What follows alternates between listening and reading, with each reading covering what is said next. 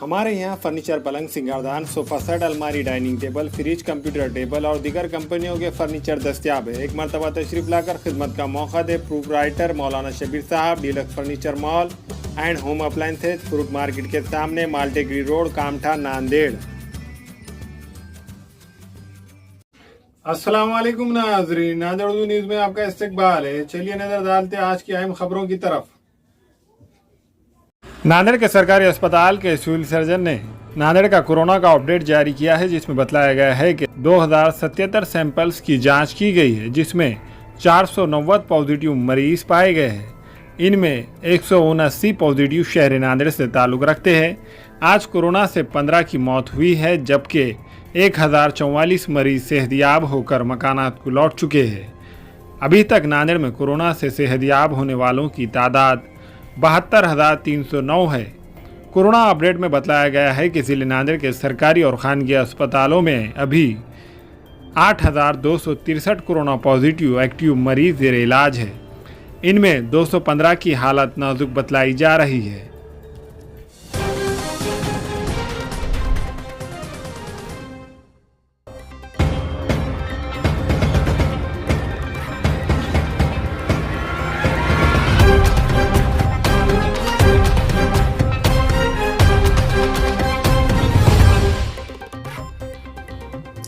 मिमरा में देसी पिस्तौल के साथ 2 गिरफ्तार।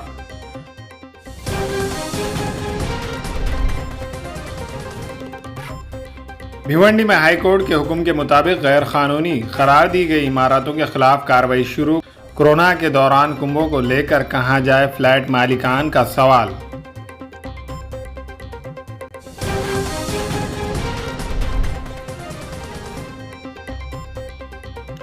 बदलापुर में गैस सिलेंडर की वजह से आतिशज़दगी, 5 जख्मी, तफ्तीश जारी।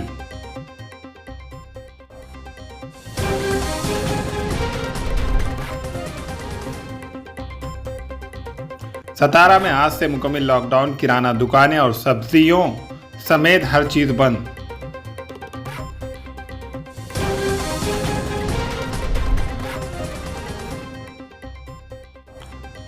महाराष्ट्र में ब्रेक द चेन के जरिए कोरोना वायरस की रफ्तार पर रोक लगी। रियासत के 12 अजला में मरीजों की तादाद में कमी और रियासती सरकार ने राहत की सांस ली।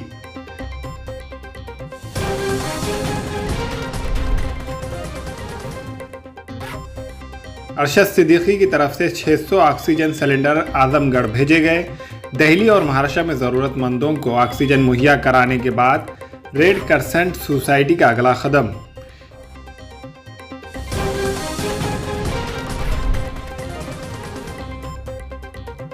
औरंगाबाद में शादी की सालगिरह पर शौहर का बीवी पर रुबाब जमाने का अनोखा तरीका, तलवार से काटा केक, पुलिस ने किया गिरफ्तार।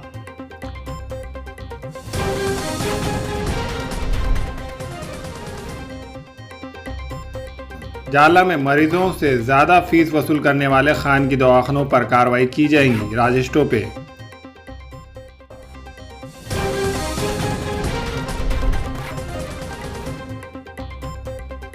परभनी शहर में म्युनिसिपल कॉरपोरेशन ने 17 दुकानदारों के खिलाफ दुकानें खुली रखने पर जुर्माना की कार्रवाई की।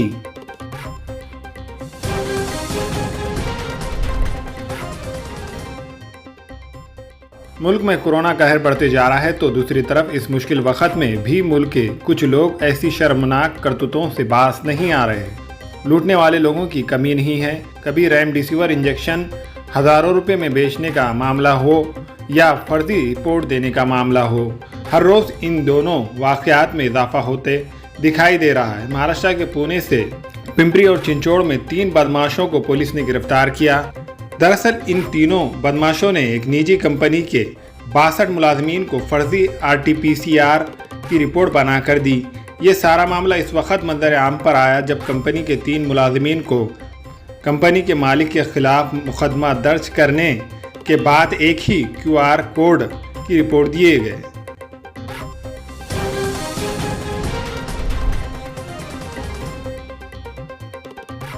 अहमदनगर में 10 मई तक सख्त लॉकडाउन।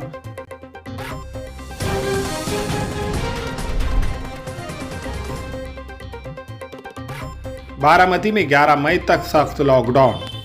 बारामती तालुक्यामध्ये कोरोनाचा प्रादुर्भाव मोठ्या प्रमाणात वाढत असल्यामुळे कडक निर्बंध लावण्याबाबतची आज बैठक घेण्यात आली।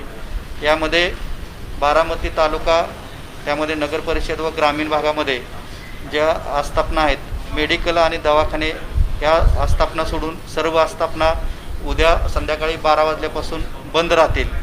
आणि यामध्ये दूध विक्री आहे, दूध विक्री सकाळी 7 ते 9 या लिमिटेड वेळेमध्येच राहणार आहेत। मला सर्व बारामती तालुक्यातील व बारामती नगर परिषदेमधील सर्व पदाधिकारी, इतर सन्माननीय सर्व नागरिक यांना सूचना करायची आहे की बारामतीमध्ये जो वाढता कोरोनाचा प्रादुर्भाव आहे तो रोखण्यासाठी हा जो आपण कडक उपाययोजना करत आहोत त्या बाबतीमध्ये सगळ्यांनी सहकार्य करायचं आहे। कुणीही घराबाहेर पडायचं नाही आहे आणि पोलीस विभागाला यामध्ये सहकार्य करायचं आहे। यामध्ये जागोजागी नाकेबंदी केली जाईल आणि फक्त यामध्ये दवाखाने आणि त्याच्या रिलेटेड मेडिकल आहेत त्या मेडिकल चालू राहतील आणि दूध विक्री सकाळी 7 ते 9 या वेळेमध्ये चालू राहील। याची सगळ्यांनी नोंद घ्यावी आणि प्रशासनास आपण सहकार्य करावं व आपल्या कोरोनापासून बारामती मुक्त होण्यासाठी आपण सगळ्यांनी एकजुटीनं काम करूया। धन्यवाद।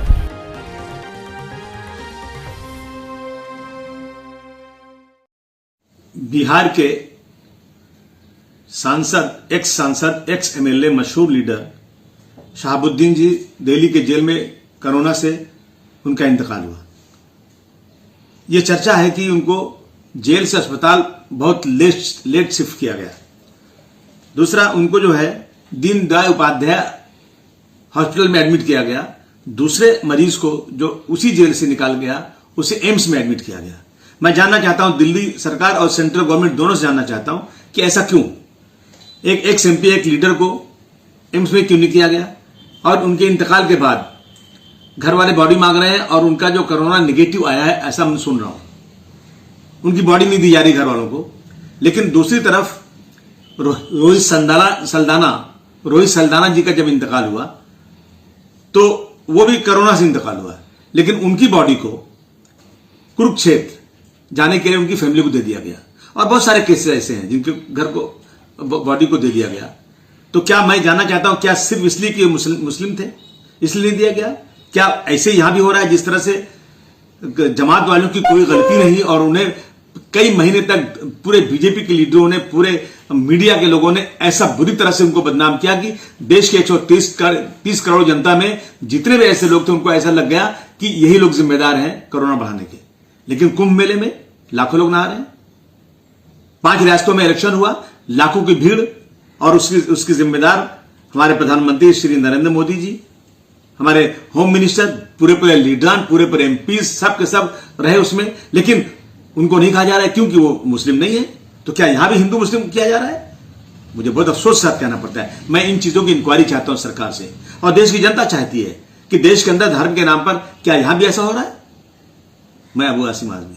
देखिए, ये जो सरकार की जो बिहेवियर रहा है, इनका अप्रोच रहा है, ये बिल्कुल ही क्लूलेस है।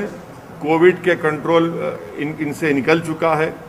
इनके पास इंसानियत नाम की चीज़ बाकी नहीं रही है। अगर बाकी होती तो इतनी बड़ी गलती कि फॉरेन कंट्रीज से 300 टन का emergency covid aid Delhi airport पर रुका हुआ है, जिसमें 5,500 ऑक्सीजन कॉन्सेंट्रेटर्स हैं, 3,200 ऑक्सीजन सिलेंडर हैं, 1,36,000 रेमडेसिविर इंजेक्शन है। अरे भाई, आप इसको अगर दिल्ली में दे देते, 5 किलोमीटर है, जहां पर अस्पताल में ऑक्सीजन नहीं मिलने से डॉक्टर्स मर रहे हैं, पेशेंट्स मर रहे हैं, कर्नाटका में मर रहे हैं, आखिर 5 दिन आपको क्यों लगते हैं? आपको पहले से ही मालूम होना चाहिए था, आपको पहले से प्लान बनाना चाहिए था कि रेस्पेक्टिव स्टेट गवर्नमेंट्स को फौरन डिस्ट्रीब्यूट करते, डिसबर्स करते, मगर नहीं। लोग मर रहे हैं ऑक्सीजन से, जिसको भारत में लोगों को ऑक्सीजन कॉन्सेंट्रेटर की ज़रूरत है, सिलेंडर्स की ज़रूरत है, मगर दिल्ली सरकार जो है, दिल्ली के बादशाह सो रहे हैं अपने। इनको कोई पता ही नहीं है। कोई बोलता है एम्पावर्ड ग्रुप ऑफ मिनिस्टर्स, कोई बोलता है कि और मिनिस्ट्री करेंगी। अरे ये वक्त आपको एक्शन लेने का है। आप तो सुप्रीम कोर्ट में जाकर कह दिए कि प्रधानमंत्री और होम मिनिस्टर जिम्मेदार होंगे। इतने लोग मर रहे हैं तो जिम्मेदारी किस पर आएगी?